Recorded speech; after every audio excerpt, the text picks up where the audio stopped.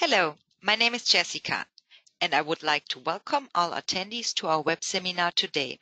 In a few minutes, I will be able to extend my colleague, Edgar Grasel, a warm welcome. He has prepared the topic, How Digitalization Makes Your Work Easier for You Today. A little more information for you before we start.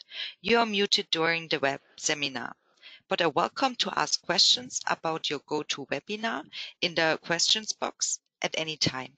After the lecture, we will take the time and answer them. You can look forward to an interesting presentation. Welcome, Edgar. Now I will hand over the microphone. Thank you, Jessica, and a warm welcome from Austria as well. I will show you today how digitalization makes your work easier.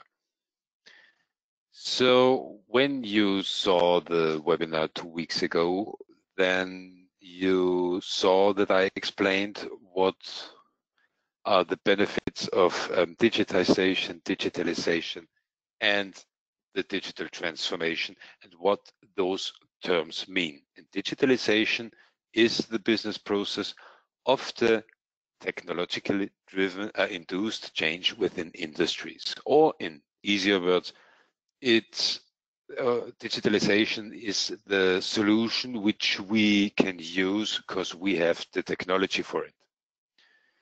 So the benefits of digitalization, there are many benefits of technology and the solutions which we can create out of them. For example, we can use our smartphones or tablets, we can use our mobile devices, and we can use the apps because we have the technology for it. And for this, or with them, we can work from nearly everywhere where we have internet. Or collaboration tools, or tools for online conferencing. This wouldn't be possible without internet and without the applications for it. And it can help that people can work together all over the world. It doesn't depend on where they are. Communication gets much faster, because 25 years ago you had to write a letter, and 5 days later or so you got an answer. Now you can write an email, or you can use instant messaging or something for communication. You can share your knowledge in some community tools, or you can consume knowledge. So you get to know things which you wouldn't have known before, because now you have the possibilities for it. And as I said, it doesn't depend on where you sit, because you can work from nearly everywhere in the world. You can work in the office, you can work from home, you can work when you sit in the train, well, no, you shouldn't work when you sit in the car, especially when you're driving, but you can work from everywhere in the world because you have the technology for it. And you don't have to do the annoying tasks which you had to do a few years before or ago, because now the machine does the tasks for you. You have automated the tasks which in the past people had to do. Now the machine does the work for you. And the five really important points, which is good for your daily work. You can make better decisions because you have tools for analyzing the data which exist in your company, and based on those analysis and visualizations, you can decide something. Or you can prevent errors, because when the machine does the work for you, the machine doesn't make an error. Well, the machine itself can have an error, but that doesn't happen. So when an application makes something, when you analyze a document or something with the proper tools, the application doesn't make errors. When a human has to analyze a document, it is possible that there are some errors in it. You can work better together. It's easier to work as a team because you have the tools for it. You have the collaboration tools. You have online conferencing tools, and it doesn't depend on where you sit. You can sit in, let's say, Germany, and the opposite sits in Poland or something.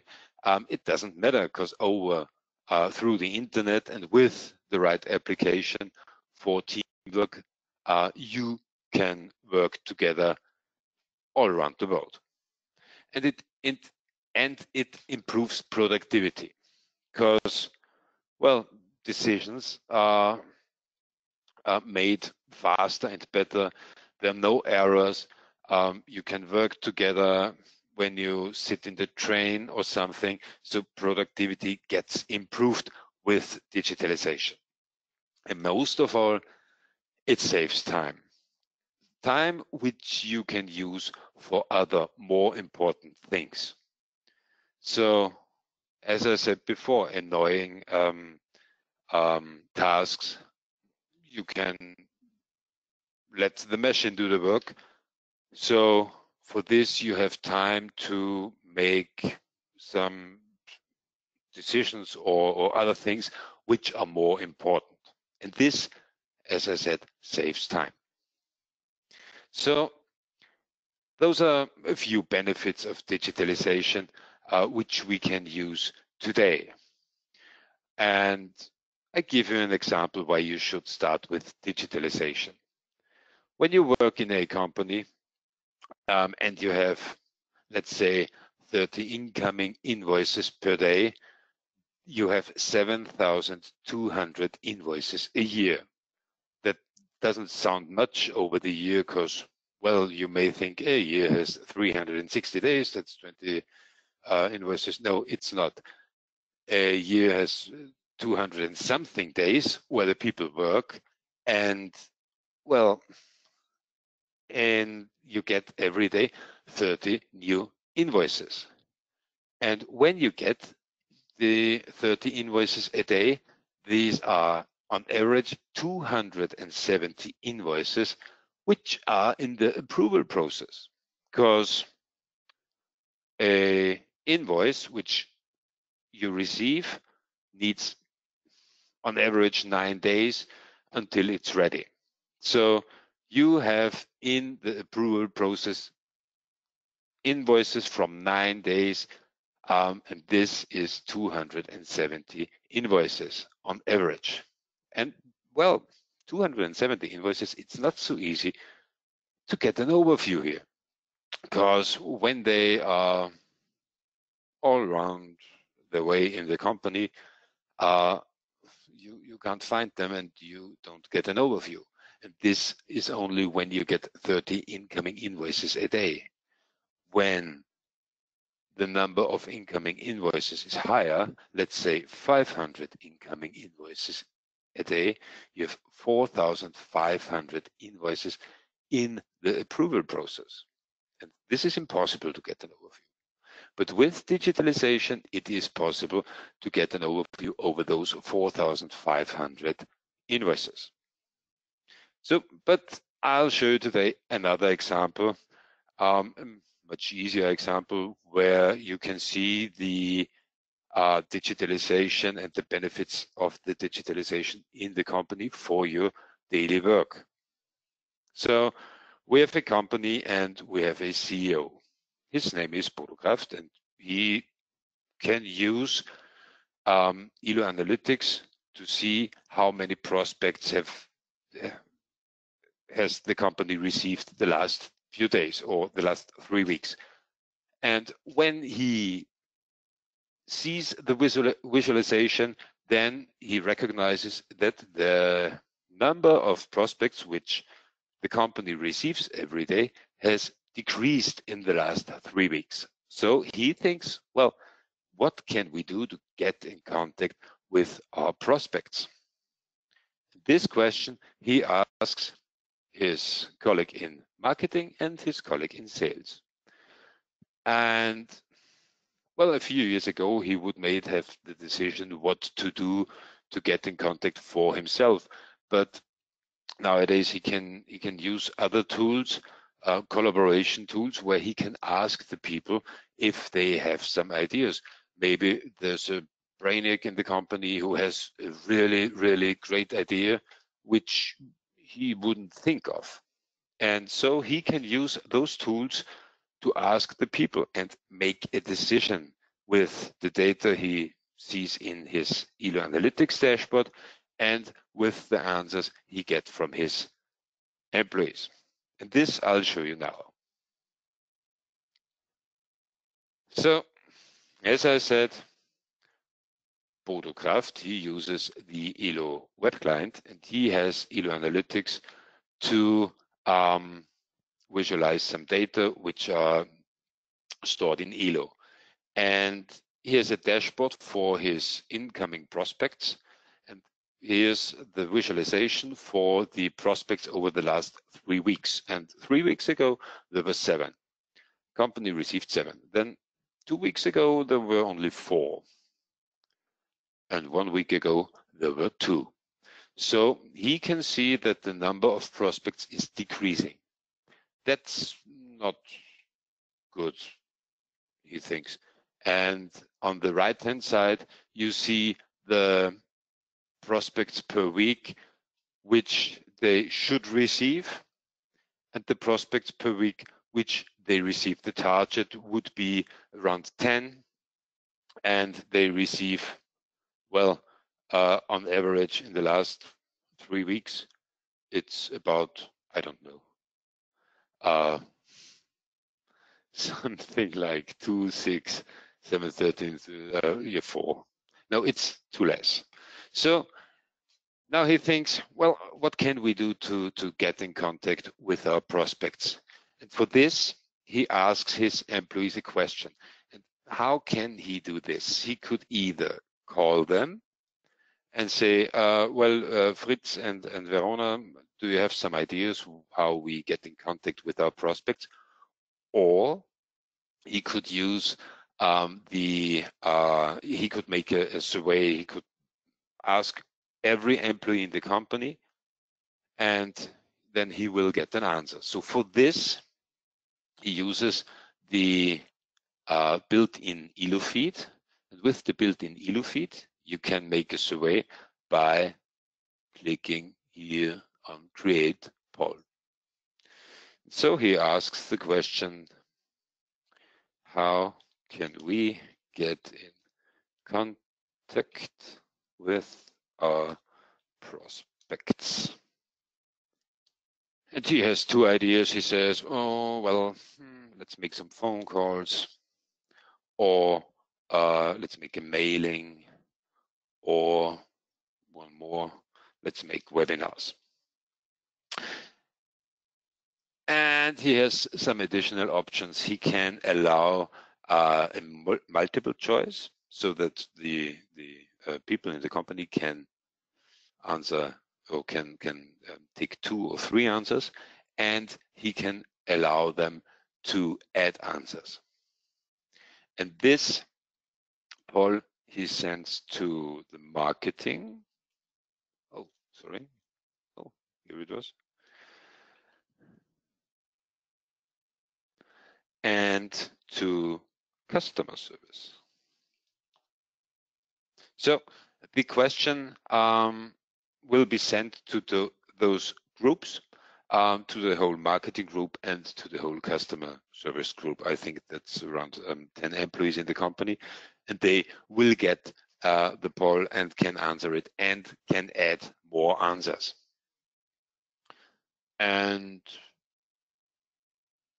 well, a duration has to be set for 1 day. Let's say, oh, well, let's say 1 week and we'll finish it next week. No, let's say 1 day. So the poll will appear 1 day, and the people have the possibility to answer them. After this, the poll is finished and you can't answer them anymore. So this was the possibility to ask your employees for their opinion and to visualize your data for your decisions. So the next one is Verona Funk, and Verona Funk works, oh, that's my script, with the ELO desktop client, the new ELO desktop client, the new ELO desktop client plus, because with the desktop client plus, she can receive tasks through workflow and she can finish it, but this we'll see later on. And when she opens her client and when she opens her My ELO section, then she sees this survey or this poll. And she thinks, well, phone calls, no, it's old school. Mailing, we don't receive anybody. Maybe we should make webinars. And I have another idea, we should make videos. And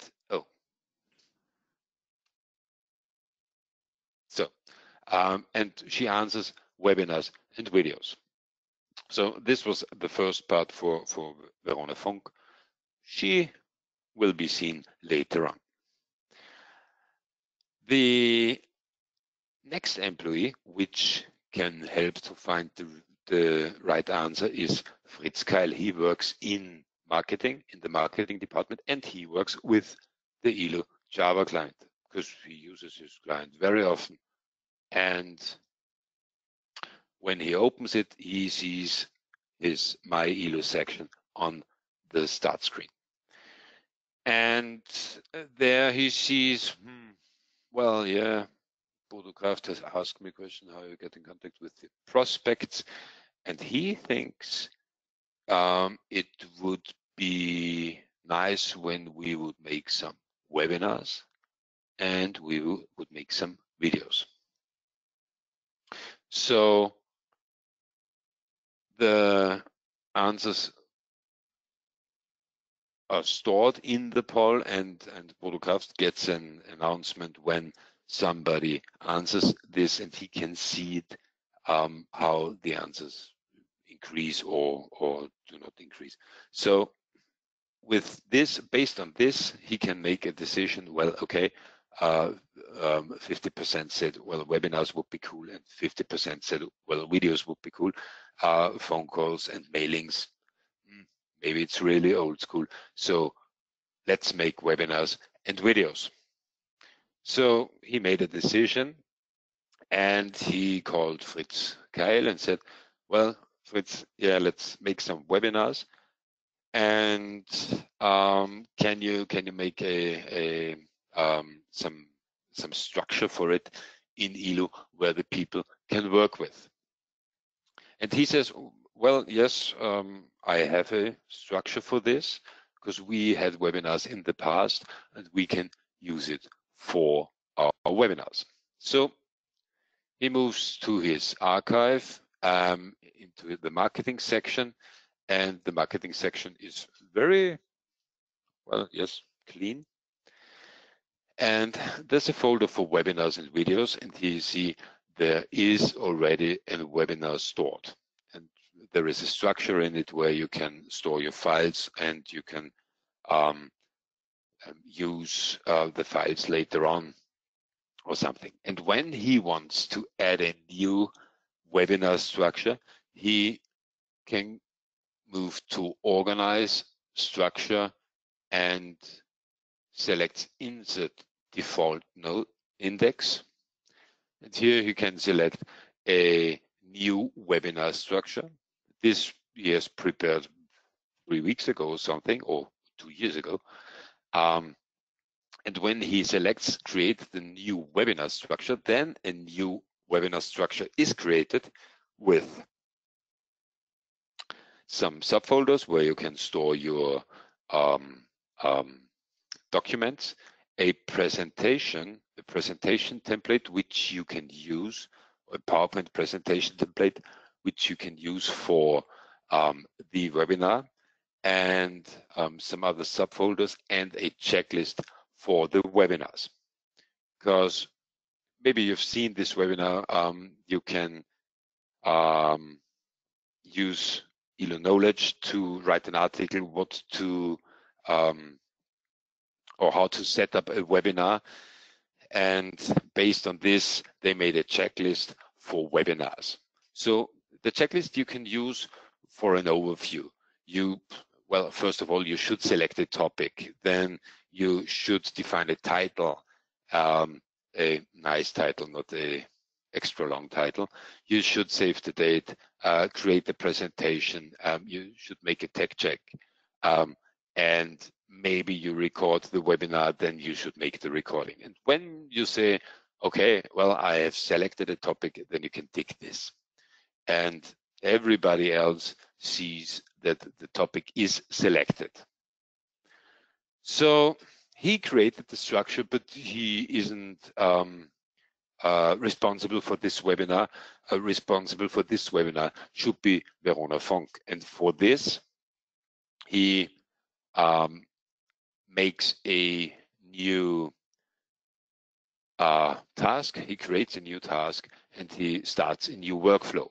And this workflow should be only a notification workflow, and he sends it to Verona Funk, that she sees that the structure is already created, and he sends it to Bodo Kraft that he sees it as well. Now it's very difficult today. That the structure is created. In the name he can change to new structure for your webinar with template in it.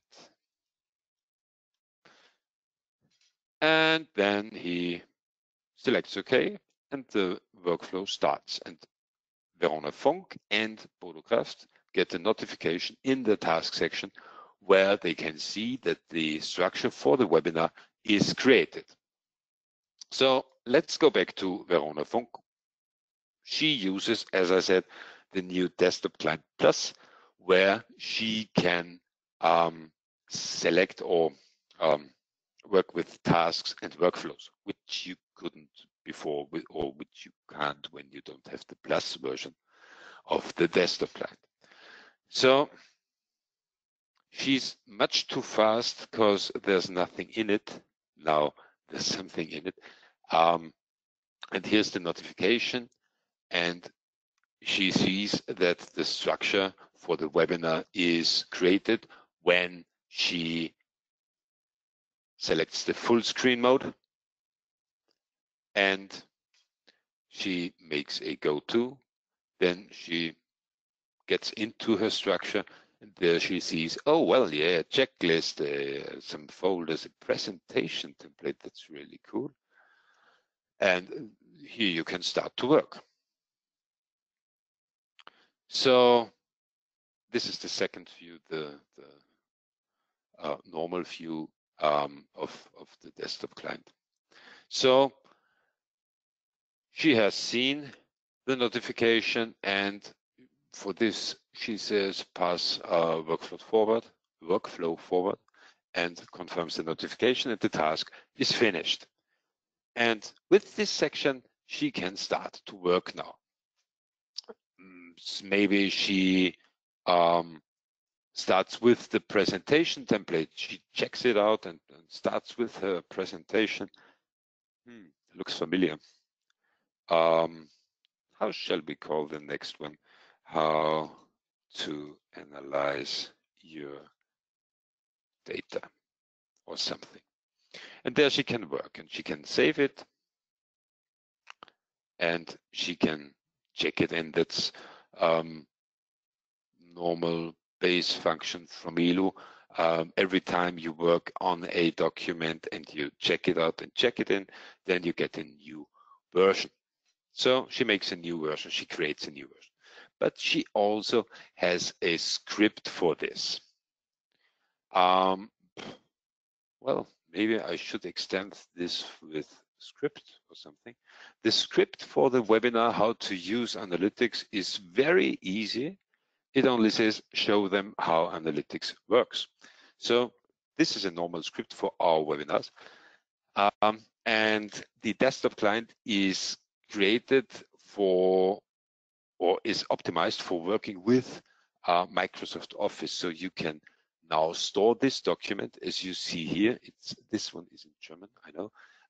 It's a document which I haven't stored yet. And you can use the desktop client to store a document direct to Elo. So you don't have to store it on your computer and then drag and drop it into your Elo. You can store it direct to it. So for this, we select the desktop area. It's down here, or you can select the desktop area here as well. There's a tile for it. And the desktop area recognizes which application you use now. So when I switch to my PowerPoint presentation, the desktop client recognizes, well, this is now PowerPoint. This I won't save there because I don't know what happens then. So when I change to Word back again, the desktop client recognizes this is now Word, and you can save your Word document, which I haven't saved now until now, direct to your Elo. And for this, you select Save to Elo, and then you select Marketing, Webinars, and Videos. Well, maybe I should change the title sometime. And well, let's save it into Materials. And next step will be that I have to name the document. So it's the script for the webinar. Webinar, how to use analytics. And now I've stored the document into my Elo with the desktop client, which can work with Microsoft Office the direct way. So as we see, we can use our Elo for working with Microsoft Office. We can use it for making some decisions because we have Elo Analytics, and we have the possibility to use the collaboration tools for a poll where we get the answers. Here you see that Bodocraft has gotten 2 answers, which I don't understand what's here. Well, I think it means videos. We can use some templates, we can use template structures, we can use template checklists. So now we can tick one in the checklist because we have, no, we didn't have created the presentation. But we can use templates, you can use document templates as well. So when you say the script, it would be nice when we have a template for it, which you can generate by clicking on document from template. Then you can create a document from a template, which you can insert into this structure or something. And well, I think I said already that we can work with Microsoft Office as well. So those are the standard functions which you can use in Elo with or for the digitalization of your daily work. So what have we done? We have made better decisions because we have visualized data with Elo Analytics, and we can ask our employees with the built-in poll function. We can do easier teamwork because, as we saw, the decision for what can we do to get in contact with our prospects isn't made by one person, it's made by the team. And with the collaboration tools, you can make some comments as well, and you can work better together, and you can get notification when something changes and so on. So you get an overview as well. It improves productivity because, well, I don't know how a CEO got an overview 30 years ago. I think he had someone who made it for him, and this was a full-time job or something. Now you have the possibility to analyze the data on the fly. The data which are stored in Elo are real-time data, so you can see how my prospects increase or decrease or something, and it's an instant visualization. And with the checklists, workflows, and with the templates, you can save much time because, well, it was 2 clicks and you had a full structure for a webinar. When you made it every time for new, then it would take much longer. You can prevent errors because when you use existing data, when you use automated tasks, when you use templates and so on, then you can prevent errors because you don't have to type in data anymore. You don't have to make every time the same thing, which is maybe boring, and then you make an error. So when you let the machine do the work, you can prevent errors. And as I said, it saves time. It saves much time with automated tasks where, let's say, some structure is generated automatically because another system, a third-party system, does something. Then you can create something in Elo which you maybe had to create by hand a few years ago. The workflows, you can use the workflows to speed up your internal processes, to speed up your incoming invoice process or something.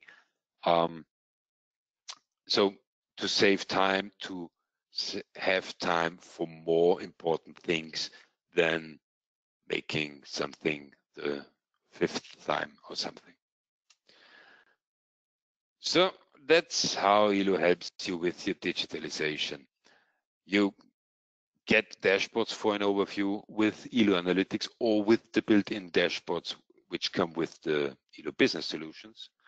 Elo Analytics comes with Elo in standard, so the other dashboards come with the business solutions. You can use the included collaboration tools, the document feed for comments, or, well, let's say the built-in workflow is some kind of collaboration as well. This you can use, and you can see instantly what changed in the last 30-something days or so. So use the collaboration tools to work better together. You can use the built-in data analytics, Elo Analytics, visualize. That's a really, really hard word. Visualizes your existing data, which are stored in Elo. So you can make your own dashboards, like, as we saw before, how many prospects did we receive in the last 3 weeks? What is our target? How far are we away from our target, or something? Or you can use analytics to make a dashboard for your employees or something.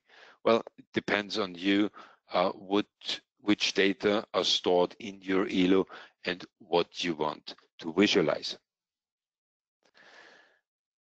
The Elo comes with possibilities to make or to use existing data for your solution which you need. So, for example, you can use your data which are stored in your CRM or ERP system, and you don't have to type in a second time. So they are stored there, they will be stored there, and you can access them in your ELO, for example. The workflow is included, as I said. You can use the ad hoc workflow, as we saw now, or you can build your own templates when you have some process which is which comes every day or something. You can build it an own template where you can execute some scripts as well, and the workflow tool is included in ELO. You can use it right away. And last but not least, it's expandable. So when you say, well, I have now ELO in standard and I use it very often, maybe it would be a good idea to, let's make knowledge management with ELO. You can expand ELO with the business solution ELO knowledge for your knowledge management, or with other business solutions like HR personnel file or recruiting or something, to get more functionality. And you increase the value of your ELO installation. So that's how digitalization helps you in your daily work. And it's now time to say thank you for your attention, and it's now time for your questions. When there are no questions, then, as I said, thank you for your attention. I haven't received a question. I have explained it very good.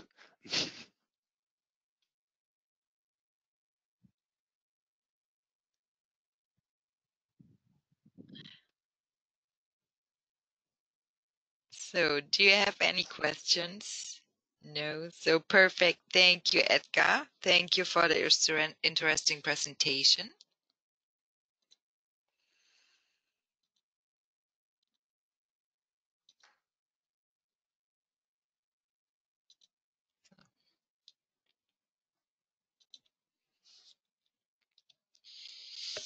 So, our next web seminars are in July 28, how to use analytics, September 1st, how to use set up team room, and September 3rd, the topic work better together. You're welcome to register under the displayed homepage if you like to. Thanks again to all attendees. I wish you all the best. See you soon.